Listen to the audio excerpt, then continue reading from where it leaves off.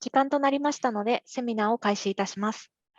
本日座長を務めますのは、九州大学アジア・オセアニア研究教育機構創発推進コーディネーターの千今准教授です。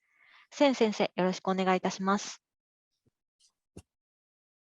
はい、穴井先生ありがとうございます。九州大学、アジア・オセアニア研究教育機構の千です。本日もよろしくお願いします。9月になりましてですね、一気に涼しくなりました。で、私は先週、3年ぶりにタイに行ってですね、コロナ、いろいろ制限はまだあるんですけど、緩和しつつあってですね、海外も2年ぶりだったんですけど、日本に戻ってきたらですね、一気に涼しくなってまして、夜もですね、エアコンつけずに、寝るような、季節になりました。皆さん、いかがお過ごしでしょうか。今日はですね、サイエンスコミュニケーションということを話題にしたいと思います。研究者にとってはですね、素晴らしい研究をして業績を残すだけじゃなくてですね、そういった業績を、なるべく、一般社会の皆さんに、公開、するようにしてもらうように、努力しないといけないっていうのは、最近のトレンドですので、私も心理学が専門ですから、結構、小学生とか中学生のアウトリーチ活動をして、でですね、最近、福岡市科学館とか、そういったプロジェクトもやってるんですけど、やはり難しい研究の、結果とか理論とかですね、わかりやすく紹介するためには、非常に工夫が必要だなと思ってます。で、今日はですね、九州大学広報本部の、国金、先生をお迎えして、講師としてお迎えしてですね、このサイエンスコミュニケーションの話をしていただきたいと思います。では早速ですけれども、国金先生の、紹介を、これからしたいと思います。国金、タヒュンレイモンド先生ですね。日本生まれ、日本育ちの方だと、聞いてます。で、大学はアメリカの、ルイス&クラーク大学卒業されて、その後に、理研のテクニカルスタッフ、その後京都大学で、生命科学研究科でお学び、なってですね、その後、京都大学と、九州大学で、広報系の仕事をされている、今でもですね、九州大学のサイエンスコミュニケーターとして、活躍されています。それでは早速ですけれども、国金先生、ご講演よろしいでしょうか。はい、大丈夫です。はい、よろしくお願いします。はい。ではちょっとこれから英語でさせていただきます。最後の質問の方ではもちろん日本語でお聞きしていただいても結構です。Okay. Well, thank you very much, Sensei, for the introduction. Hi, my name is Raymond Terhune, and I am a science communicator here at Kyushu University's Public Relations Initiative. Today, I'll be talking about one of my favorite topics, is the what, why, and who of science communication. I would like to thank Kyushu University and Kyoto for hosting this brown bag seminar meeting today. I do like the opportunity to talk about exactly what I do here for the university a lot. So as I was introduced previously, as I won't go through too much, as mentioned, I was at Kyoto University before coming here. My academic background is developmental biology, and my undergraduate degree is your traditional liberal arts degree at in a United States university. So probably talk about this, but that helps a lot when doing this kind of work. But first, I want to ask you a question. Is this, what do you think of when you hear science communication? We'll just do this for 1 minute. And I want everybody to either scan the QR code or go to slido.com here to just give me your thoughts on what is this? What do you think of when you hear science communication? Just we have a lot to go through, so don't want to do too much, but everybody's able to see this.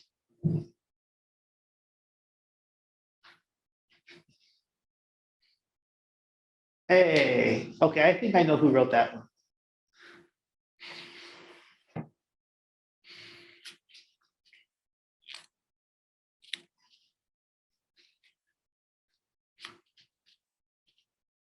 So about 15 more seconds, I think.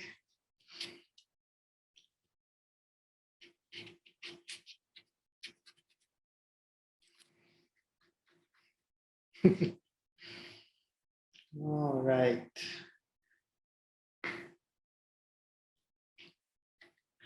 Okay. Well, got a lot to go through, so I'll keep this poll active. So please keep typing what you have. But I'll continue on what we're talking about here.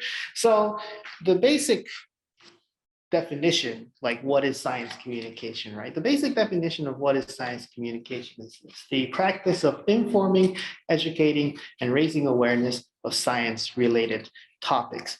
In other words, it's to raise the scientific literacy and the public understanding of science. It's to make science understandable for everybody. And in that sense, that's what it is. It's making science understandable for everyone.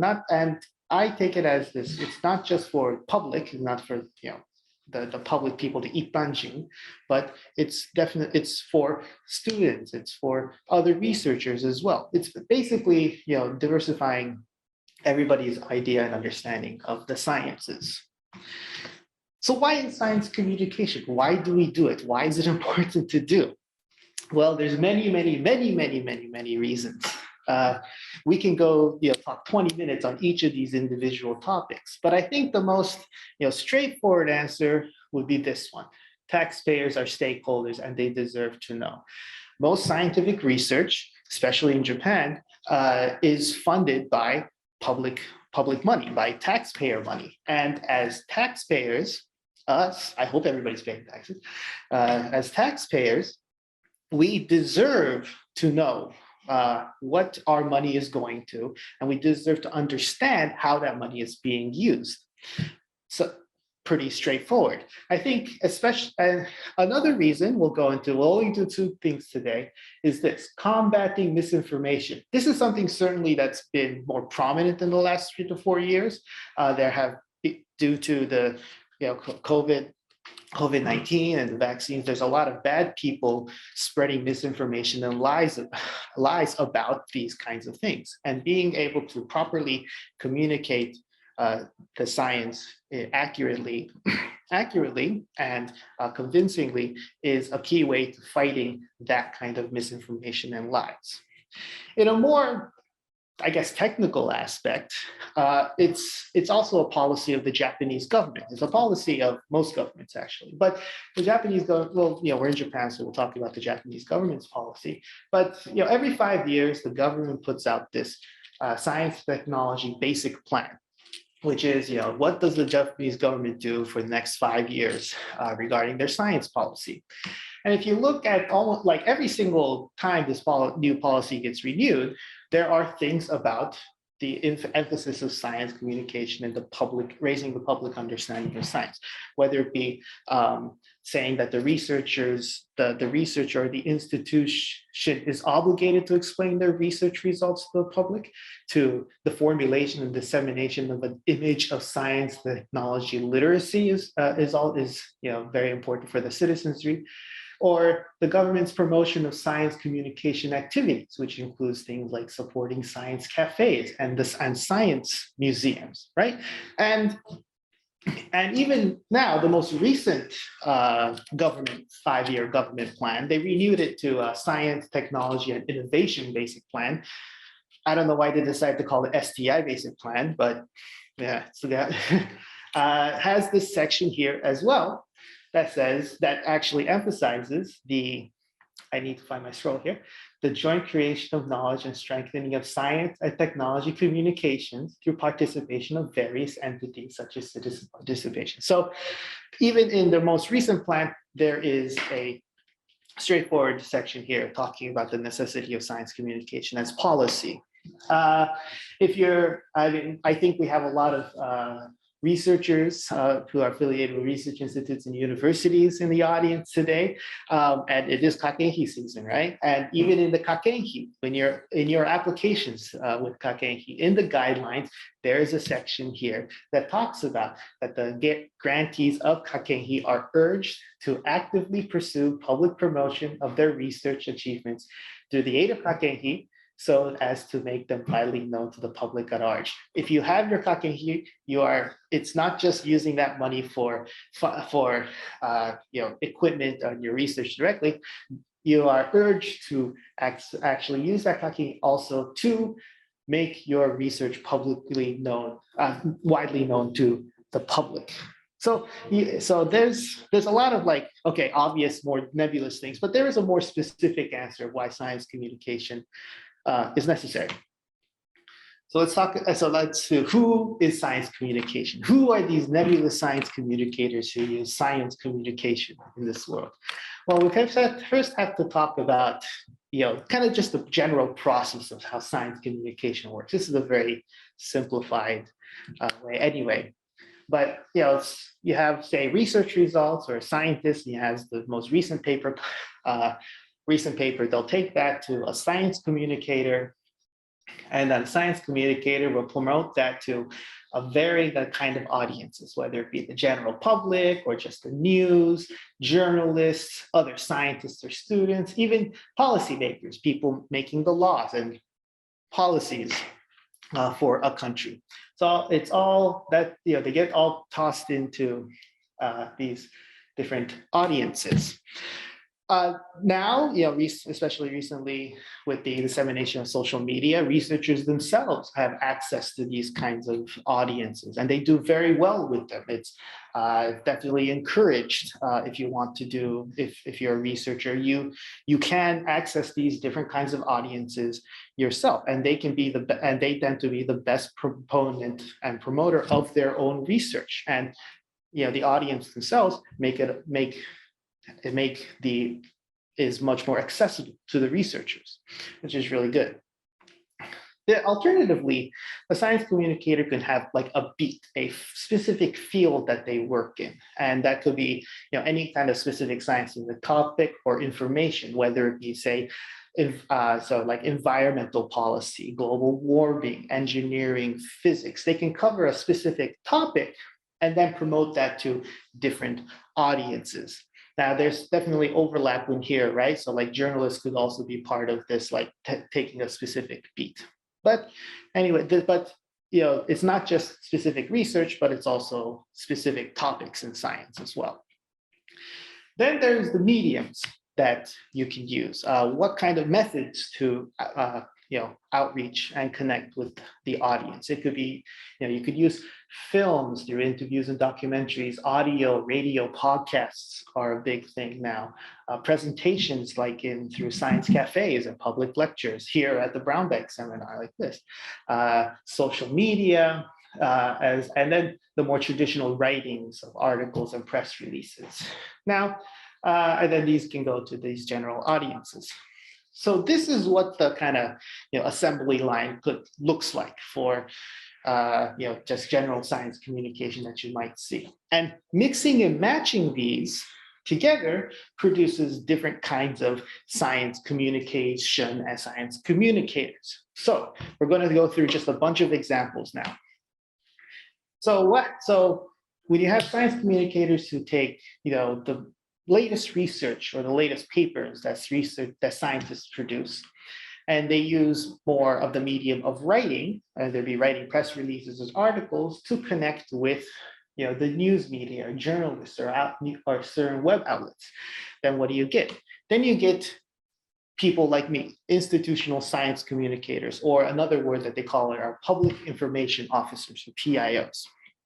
In this, so these people are generally affiliated with research institutions or are universities themselves, and they promote the research coming from the university. At Kyushu Universities, there are 3 of us here. We're all lovely people. Please come and say hi if you are part of Kyushu University. But then there's people all around across Japan. David Kornhauser is my old boss at Kyoto University, then at Okinawa Institute for Science and Technology. Okubo-san. And then over at, say, the National Institute of Genetics, you have Ayumi Koso, who's quite a heavy hitter in the science communicator field. So wherever institute or university you're affiliated in, generally these people exist go and talk to them is my best advice that I want to give to people. Okay, let's continue on. What happens when you, perhaps if you have a science communicator who covers, no, don't look at that. The latest research or specific scientific topics, like we mentioned, environmental policy or life science or engineering or philosophy, and uses the medium of film and social media to connect and outreach the general public. Then you get people who are like YouTubers and social media personalities. People are like influencers. I don't like using that word, but like influencers. And for example, you get people like all over the world. Chris has got here a German animation group who makes beautiful animations that talk about a wide range of topics in the sciences and philosophy. You have Raleigh Williams, who, the host of Climate Town, who talks about climate change policy and the history of climate policy in the United States, and also builds a lot of humor in his work. And there are VTubers. VTubing or virtual YouTubers has exploded over the past decade. And there are VTubers who specify in science communication and can specify then in certain topics. You have like, for example, you have Takara Torai here, who is a Japanese VTuber who focuses on life science. So it's a very diverse field with a lot of different people involved. Okay, this is a little bit more interesting, probably closer to some people here attending today. But when you take all sorts of different scientific topics and then also the latest research using the medium of presentations and writing to talk to policymakers specifically, people who make laws and policies for the government, then you get, well, government science policy advisors, right? These are people who are affiliated in the government, part of the government, and usually in high-level positions that talk to policymakers, people who make laws like this. They're usually not, they don't know, they have a lot of things to do. They don't know the specifics of a certain policy, of certain sciences or certain trends in the sciences. But they have to make laws and make well-informed decisions. Then this is where you have these people come in, people like Arti Prabhakar, who is currently nominated to be the next director of the White House Office of Science and Technology Policy. In the European Commission, you have Jean-Éric Paquet, who is the Director General for Research and Innovation. And of course, in Japan, I think some people here attending are former or even current members of the Science Council of Japan, which is this group of academics who provide policy guidances and advice on certain policy preferences for the Japanese government. Very important job. Okay, let's go on. We're almost done here. Same general, same thing as the last one. If you take general topics in sciences or specific research from scientists, the science communicator uses that for presentations to talk and engage with the general public on what kind of thing do you have. Then you get community-focused events that generally bring people from, bring general public together in things like public lectures, like community events. I think Science Cafe is the most well known here in Japan. I think a lot of researchers have been involved in this. Kyushu University has a very active Science Cafe program or a group of people who do science cafes regularly. This is a great way to bring people that are not in school anymore to meet with researchers, to hear what the latest research is, to be informed outside of just general education. Some self-promotion on my part, but I also run an event called Nerd Night Kyushu, which is similar to a science cafe, but it's more like you can drink alcohol is the thing. And we cover any kind of nerdy topic. So it's not just sciences. It could be everything from music or tabletop gaming or animation. But this is just another event that I just started this year that brings people together to enjoy an evening of drinking and enjoying nerdy talks with nerdy people. All right, we got a final example here. This is a little bit hard to do, but if you take topics like computer science and engineering, and then also recently more focuses on molecular biology and genetics, using the medium of presentations and social media to engage with the general public. Well, what can you do with that? This is a little similar to our last Science Cafe things, but these are more larger institutions like hacker spaces and maker spaces. If people aren't familiar with what these places are, maker spaces are generally facilities that have things that have like 3D printers or laser cutters, equipment that like general one person, like, it's too expensive for one person to buy. So they will have, so people can go to these places and actually rent out time to use these 3D printers and laser cutters. So there's also some places have a lot of audiovisual equipment as well.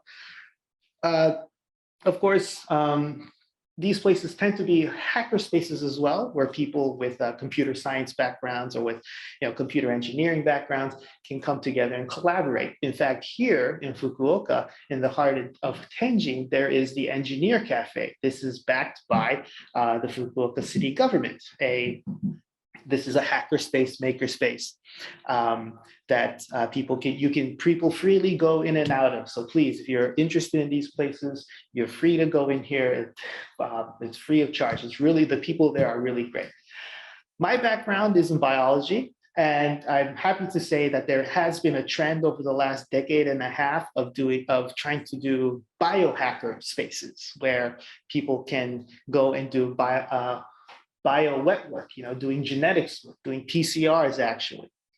And in fact, there's a place up in Tokyo called the Bio Club, which is kind of a biohacker space where people, just the general population, can come in and try out doing these kinds of experiments. DIY Bio is also another large organization, mainly focused in the United States, Europe mostly.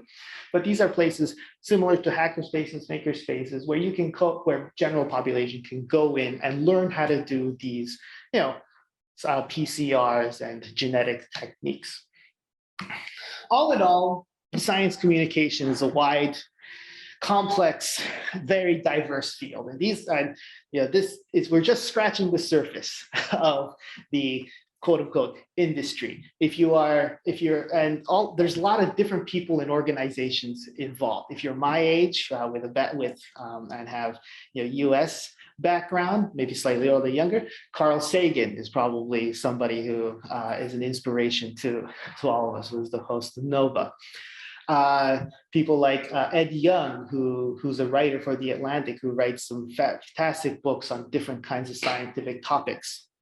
You have, in Japan here, you have the Museum of Nature and Science, the Kokurisu Kagaku Hakubutsukan, or the Mirai Kagaku Miraikan, which are pretty popular places that folk do science communication. I think perhaps Taichi Masu might be kind of it's probably well known to a lot of people here attending today. He was a former announcer that retired and now is going into research through science communication. And I think because of that, it really raised the kind of the notoriety of like science communication. People started to look at what science communication is all about. One of my big inspirations is Mike Abrams, who's the host and the founder and the host of the Ig Nobel Prizes, whose whole concept is awarding awards to research that first makes you laugh and then makes you think. And in fact, next Friday at 7 a.m. is the 33rd is the next Ig Nobel Prize live streamed online. So please join that if you will. So what I want, so this, all in all, this diversity reminds me of this edict from Star Trek that the Vulcans have: infinite diversity in infinite combinations. There's so many topics to cover, so many ways to talk about it, and so many people to direct that to. So in any which way you want to combine that, you can do science communication in. So finally, good, we're all right on time here. Finally, you can do it too. This topic was about, well, everybody is doing it, so why don't you? Well, So let's talk about that. How do you do, what kind of mindset do you need to do science communication? Well, first off, I think it's important to be a fan of science or have a regular interest in the sciences or like a specific topic, whether it be climate change or environmental regulation, physics or biology, or just the general scope of science. I mean, if you're going to be communicating about it, you should be interested in it. If you're not interested in it, you're just doing a disservice to you and your audience. At the same time, you need a wide range of knowledge, having a good scope of knowledge that you can connect different topics together. It's a diverse field. Having a diverse knowledge is very important, but that's also going to help you mold your creativity.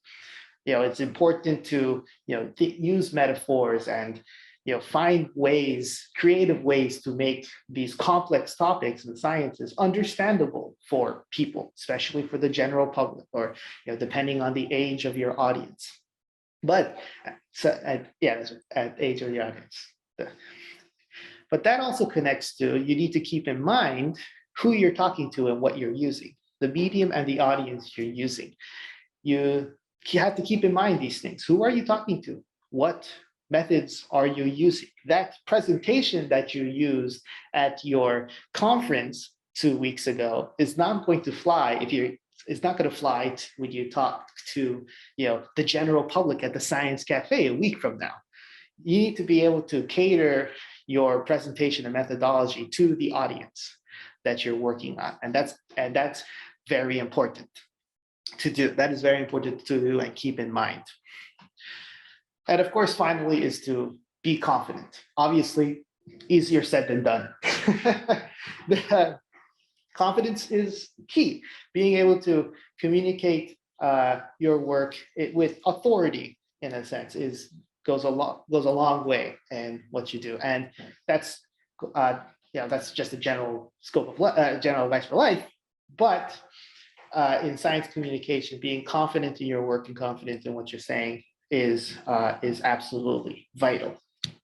And with that, I would like to close off my talk. Thank you very much. If you have any questions or want to just discuss about science communication or any kind of following advice, you're welcome to contact me through my email down there, or reach me at any of the different social medias that I presented in the past. Thank you very much for your time.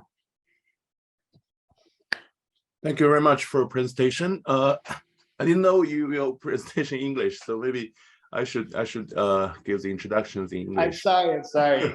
Thank you. Sorry for the translators who have to go through all of this now. Yeah, I trust the translators, the interpreters did a very good work, and thank you for a very interesting and very easy to understand presentation.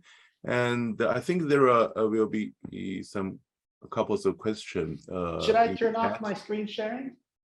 Okay, so maybe you can show the Slido display yes, again. We have some keywords over there, maybe. Hey, there we go. 年配の熱心な方が参加. That's true. Oh, that's true. Old G-chans and Ba-chans, man, they are relentless. They ask good questions too. Yeah, but maybe link to this. I have my question about that. Actually, for children, maybe they are fans of science. I think a lot of children they are interested in this science and technologies. But in some time, I don't know, when they get elder, like after graduation from high school or junior school, they will lose the interest in science or no longer be a fan of the science. How do you think about this phenomena? Or that's true. And I remember like kids who are can be really hyper interested in certain topics, right? Like kids really interested in bugs, or I used to be really as a kid, like dinosaurs was my big thing. Yeah. And definitely if you want, asking kids themselves are some of the best science communicators, especially if they're interested in this kind of stuff, because they will rattle off these different kinds of bugs or animals that they're really interested in. And I think as you as they grow older, of course, like they have to be able, they go through school, they go through life, and they have to like stick in a lot more stuff in their heads. And I think that causes a little bit of like burnout in these kinds of things and unfortunate disinterest on this. I hope that like in some cases, like in a lot of cases, some of these kids never grow out of it, and then they end up becoming researchers and bugs themselves. So that's fabulous to see. But there there is the negative aspect of of losing the interest in like in certain sciences, but in some cases that kind of revitalizes an interest in different sciences, right? Like oh, it's not just biology, there's like physics, there's chemistry, and it's like applying all of those together is also something. So I think it's key to be able to like even if they lose interests like slightly initially, to be able to like kind of be flexible in teaching what try to catering that interest again, kind of fanning that flame, because I don't think that flame ever dies. But being able to like stimulate that again, it's like, oh, like I know you were interested in cars before, but it's like, okay, do we try to move that into like engineering or like chemistry, or like okay, or these kinds of things. There's always ways to like maneuver around there, and it's certainly like you can't get it in a more like traditional education environment, but yeah, take your kid to science cafes, let them meet these these researchers who literally do it for a living. I think that's important. Thank you very much. We have a question here. I think this question is in Japanese, and from our staff, Anai Sensei. Can you say the question, because she just sends the questions to the host and panelist in the chat. サイエンスっていうと、理系のイメージですが、例えばサイエンスカフェなどで文系の内容も含まれるのでしょうかという質問です。そうですね。なんか確かにそれサイエンスコミュニケーションってなってると、やっぱりなんかサイエンスが理系っていうイメージがちょっと定着してしまって、あんまりそこは良くないってですね。やっぱり、もちろん文系のコミュニケーションもサイエンスコミュニケーションで、ソーシャルサイエンス、ヒューマニティーズもとても大事なことで、サイエンスコミュニケーションの一環です。もちろんサイエンスカフェでも結構文系とかのこともお話しするし、歴史とか考古学もね結構ホットなトピックだから、そういうの人気のこともあります。で大学側も結構そのフォーカスとしてサイエンス文系のサイエンスコミュニケーションの重要さをちょっと分かってきてて、今例えばここ僕たちのチームですけど、一応僕とウィリアムさんは自然科学系のサイエンスコミュニケーターで、初見香織さんは人文社会学系のサイエンスコミュニケーターとしてなってます。なので大学側も重要性があるなっていうのを分かってきてて、サイエンスコミュニケーションは理系だけではなく人文系も同じぐらい重要っていうことはvery important なことです。なんか分野によって結構サイエンスコミュニケーションをするときのハードルが違うなと思ってて、なんか例えば心理学の場合は結構すぐ共感してくれたりとかですね、すぐ分かりやすいんですけど、なんかすごい理系とか工学の難しい研究になると、もっと工夫する必要があるかなと、そういった違いもあるかなと考えてます。そうです。なんか環境問題のことだったら結構身近に感じられるんですけど、なんか僕も発生生物学の元なんで、しかもなんか脳の神経とか非対称細胞分裂とかのことをやってると、そもそもこれどうやって分かりやすく、しかも面白くするっていうのをやるのはね、結構考えてってやる必要があるんですよね。でなのでそれもね必ず必要な技術、もう特に研究者だったら今後必要な技術と思いますので、もうなんかそこはもうクリエイティビティを本当に、活用していってください。ありがとうございます。でもう一つ質問あります。横田先生がいつも丁寧に英語と日本語両方あるんですけども、日本語を読み上げますと、素晴らしいプレゼンテーションありがとうございました。あなたの見解では、現在行われているサイエンスコミュニケーションのベストプラクティスの例をいくつか教えていただけますか。で、コミュニケーションの一環として、毎週水曜日のランチタイムに約100名がこのブランバックセミナーを視聴していますと。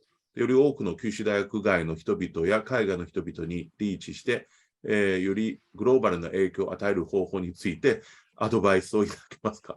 これ、ものすごいQ&A要素の一円として聞きたいんですけど、何か、知見ありますかね。そうですね。難しい、もう結構難しい課題だな。ベストプラクティスは、もちろんこのようなブランバッグセミナー、結構、僕としてはこの100人も来るっていうようなブランバッグセミナー、結構、もうね、そんぐらいのオーディエンス、ナードナイトぐらい、ニューナイト9種にも欲しいですよっていうくらい。で、もちろんベストプラクティス、like good example、これブランバッグセミナーはとてもいいのだと思います。結構レギュラーにやってて、特に誰でも参加できる。で、分かりやすくする。他のね、僕も参加したことありますけど、分かりやすく説明してくれる先生いっぱいいる。で、そこでそれね、短く感じるっていうことはとても重要な、やってくれているので、ブラウンバッグは結構いいエグザンプルとしてですちょっともう片方の人がで、今はね、ちょっと今はちょっとズーム上でね、ちょっとやってる、あとサイエンスカフェとかやってるっていうことで、一番多分損になってるのが、一般の人が先生とお話しできない、直接、ね、その講演の後とか、そこの人たちと交流を持つっていうこととかが、ちょっとできてないっていうことがあって、やっぱり今後ちょっと、もっといいプラス PTS をするのなら、より良くするなら、なんかもっと交流できる場、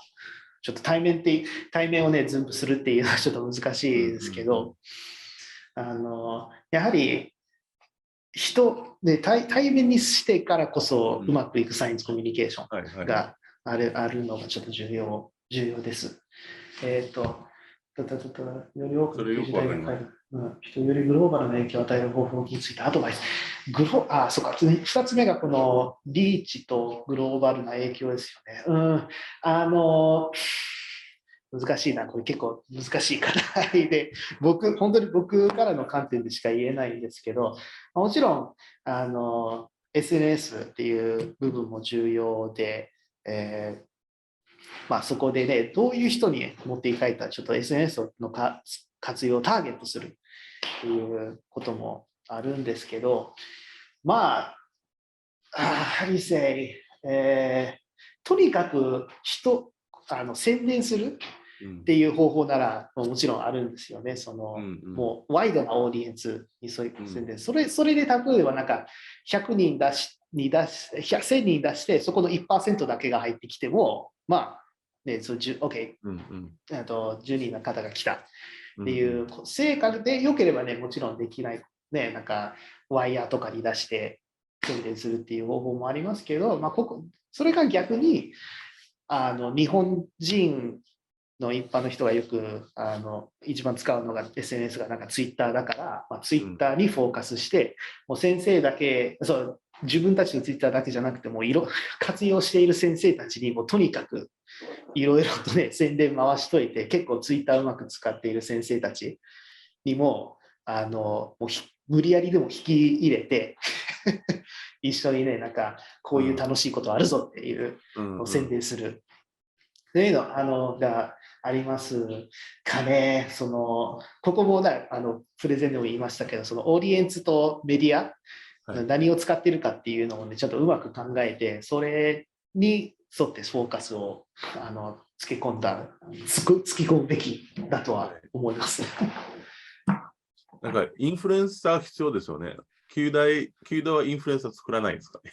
うん、なんかそうですよね。なんかインフルエンサーみたいな人、とにかくオーディエンスをよう持っている人にこんなんあるぞっていうのを、それがまあもちろん学生を活用するっていう手もね、ありますかね。特に今はもう学部修士博士の子も結構みんなサイエンスコミュニケーションとか今すごい熱意を持っている子たちが山ほどいて、その中でなんかとにかくネットワークを持っている自分の中ので、しかも SNS の使いがうまいっていうことがあるので、でそ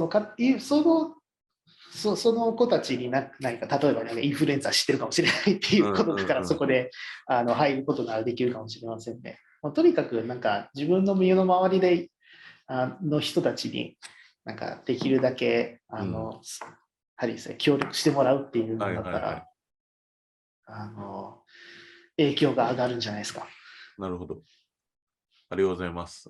すごい、我々のブラウンバックセミナー、結構横田先生中心にすごい、教室全体で頑張ってやって、毎週開催するような形になってるんですけど、やはりもっとこう、お客さん来てくださるようにですね、工夫しないといけないんですけど、すごいアドバイスをいただきました。ありがとうございます。